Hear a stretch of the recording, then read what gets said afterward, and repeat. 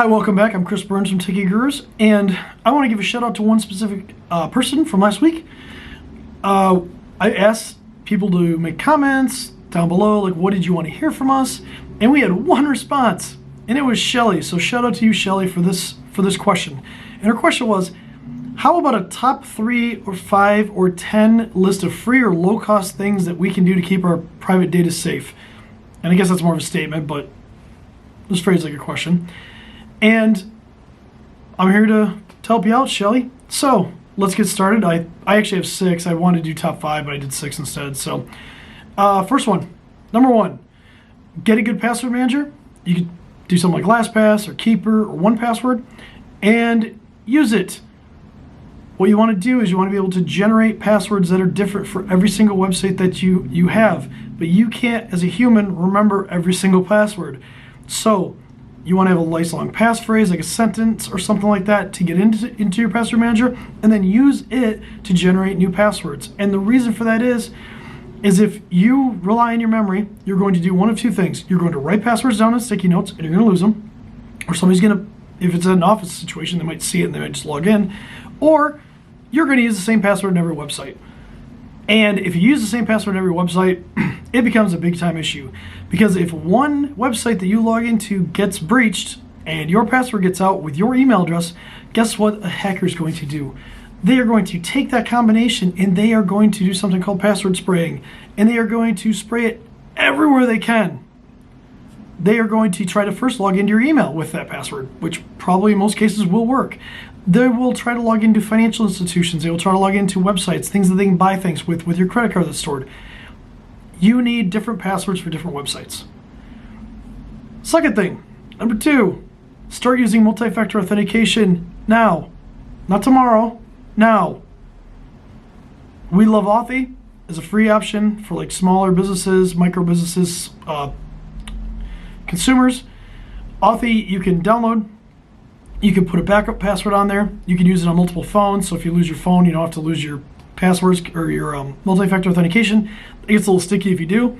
If you don't care about that, you can use Google Authenticator, which now does have a backup option. You can also use Microsoft Authenticator, which again kind of does, but it's a little sketchy with the way that it backs things up. So the reason you want that, when you go to log into a website and somebody got your password, if you have multi-factor authentication turned on, they're not going to be able to log in. Now, there are ways to get around multi-factor authentication. I'm not going to go in that here. It's pretty advanced. For the most part, most attacks will be stopped if you have multi-factor authentication on and a good password. Number 3, secure your email with, guess what, a really good password and multi-factor authentication. According to the FBI, business email compromise is the #1 cost to businesses when they're hacked, because it's the easiest vector to get into a business.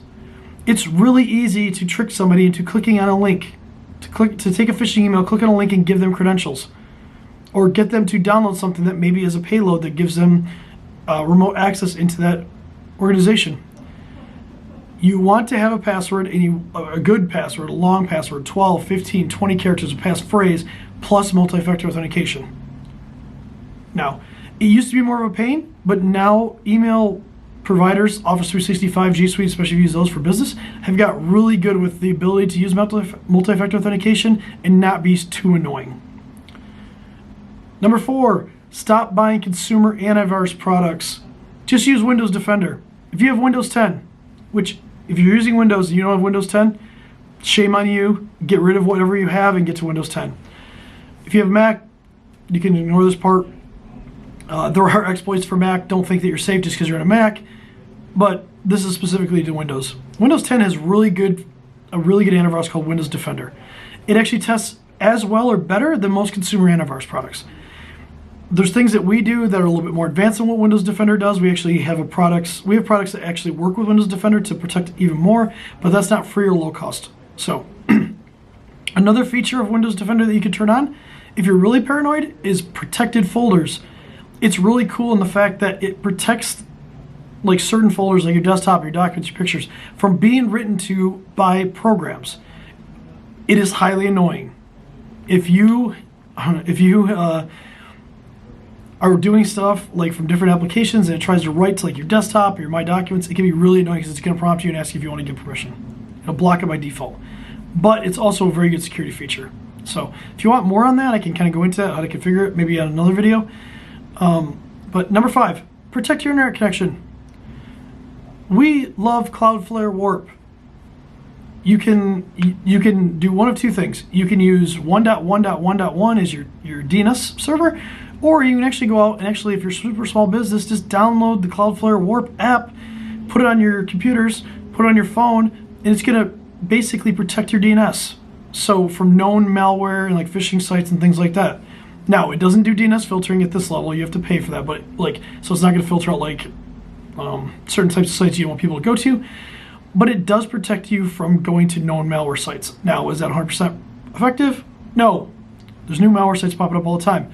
But it is a feature that you should be using. And number 6, backup, backup, backup. And I'd say it 100 more times if I could, but I don't want to make this video that long.